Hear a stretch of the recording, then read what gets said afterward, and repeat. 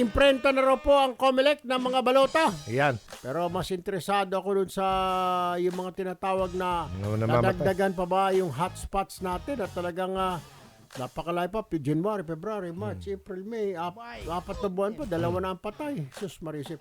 Nasa linya si ang tagapagsalita ng COMELEC, si Director John Rex Laudianco ng COMELEC. Magandang umaga po, Director Laudianco. Erwin Tulfo po and Aljo Bendio, sir. Live tayo. Magandang Morning. umaga po, Kong Erwin, Sir Aljo, sa lahat po ng nakataga-subaybay ng ating programa. Good morning po. Unahin ko na muna, sir. Nadagdagan na naman ba ang mga election-related violence natin? Mukhang dalawa na naman po ang patay yata. So, since this year, sir, si pagpasok na itong pagpiling, ilan na po ang namamatay ng mga kababayan natin, ng mga related sa eleksyon, Director?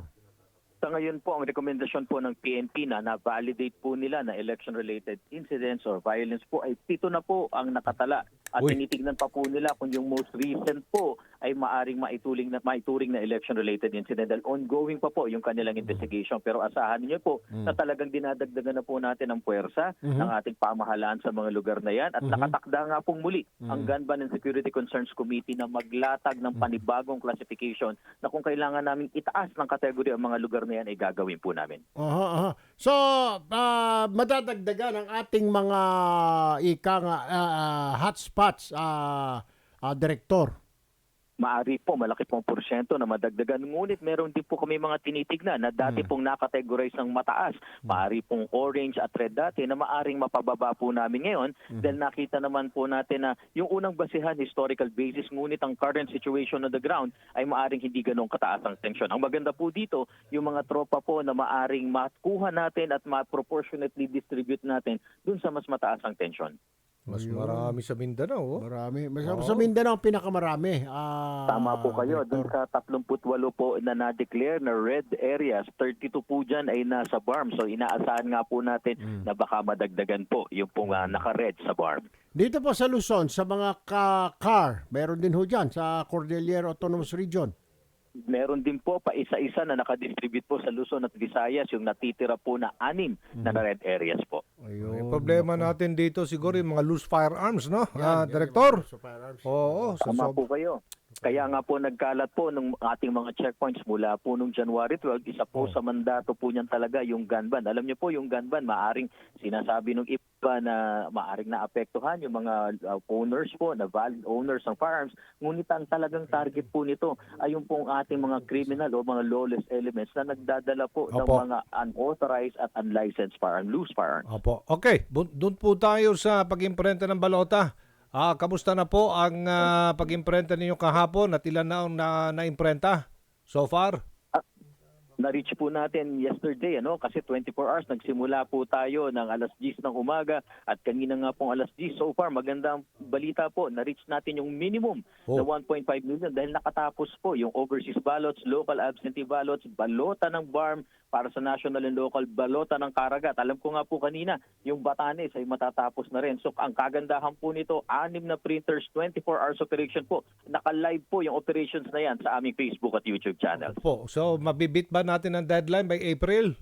Director? Tingin po namin ay makukuha namin yung second week of April na deadline po. Wag lang magkaroon ng aberya, wag lang po siguro kami nananalangin na magkaroon muli ng pagpapahinto dahil po sa isang TRO ng National Position. Tingin naman po namin tuloy-tuloy po ang pag-iimprenta. Paano kung maglalabas ng TRO po? Sir, ang tanong din ng mga kababayan natin, hindi po ba nag-uusap o magkaroon ng meeting or humingi kayo ng meeting sa SC na boss, nag-imprenta tayo, baka masaya na naman po itong ilang daang milyon na naman. Have you tried? Opo, lumiham na po muli kami sa ating pong Supreme Court. Alam niyo po kasi may mga pending na kaso. Hindi naman po pwede basta-basta makikipag-usap ang COMELEC dahil ang pinag-uusapan po dito ay kaso. Hindi natin pwedeng influensyahan, puwersahin o presyo. Basta po kami ay nagsasabi lang po kami, sumulat po muli gaya ng ginawa namin August. At noong December last year, sumulat po muli kami na sinasabi namin mag-iimprenta na nga po kami nitong nakaraang Lunes nga po. Binigyan naman po ka ng go signal na mag-imprenta na ng mga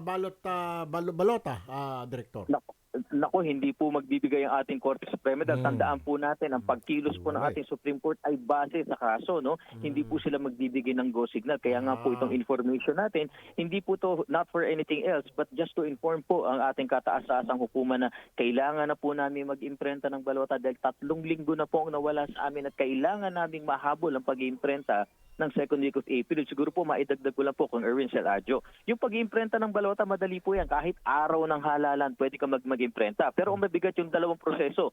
Lahat po kasi ng 71 million ballots ay kailangang dumaan sa ACM isa-isa. Kailangan basahin yan at hindi babasahin ng kahit ano pang ATM. Second, i-empake pa po namin yan at ipapadala sa mga malalayang lugar, pati sa ibang bansa. So ang tanong, mag-imprenta man kami, kung hindi naman mabe-verify, hindi naman naabot sa gagamit, wala rin pong saysay ito. Have you explained that to when you wrote a letter to the SC na this is what's going to happen, your honors? Have you informed them? Ay, opo, Kung Erwin, kasi nung August po ang nilatag po namin ang estado ng mga kaso, ang estado ng paghahanda at lahat ng activities na gagawin namin na naka-indicate sa aming calendar.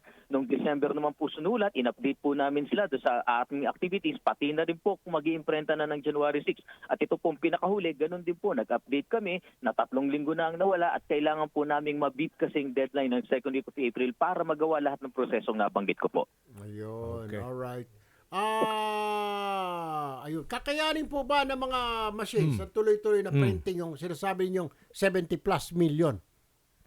Kaya po yan. Basta tuloy-tuloy pong operations namin. Ang output po ay minimum of 1.5 million ballots a day. Combine na po yan. Nung 6 na makina, alam niyo po, tingin naman po namin, masusunod po namin yan. Although lumaki po ang gastos dahil kailangan namin magdagdag ng 4 na printers, dagdag ng karagdagang operators, inobliga namin ng NPO dahil na nag-ooperate po ng makina. Yung 2, bagamat Miro ang may-ari, ang nag-ooperate po NPO.